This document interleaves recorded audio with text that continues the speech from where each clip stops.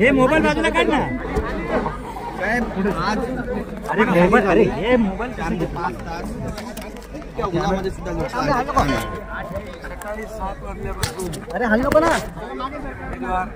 यार थांबा ना सर, पत्र करतो तुझे बाईक आमच्यामुळे. थँक्यू. आणि आता मोबाईल माझ्या उन्हामध्ये महायुतीचे सर्व अधिकारी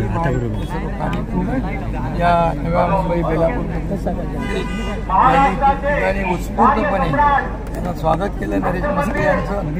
आणि अतिशय प्रचंड असा उत्साह आणि जोश या ठिकाणी मिळाला. आणि खऱ्या अर्थाने ठाणे लोकसभा हा महायुतीचा बालेकिल्ला आहे. त्यामुळे इथं प्रचंड मोठ्या संख्येने मोठ्या प्रमाणावर या नव्या मुंबईतून देखील महायुतीचे उमेदवार नरेश मस्के यांना प्रचंड मताधिक्य मिळेल, लीड मिळेल. कारण शासनाच्या वतीने या नव्या मुंबईत देखील अनेक विकासाचे अनेक आपल्या जे गरजेपोटी बांधलेली घरं, FSI अशा अनेक ज्या योजना आहेत नव्या मुंबईसाठी देखील शासनाच्या माध्यमातून केल्या. आणि एकंदरीत ठाणे लोकसभा हा महायुतीचा बालेकिल्ला आहे.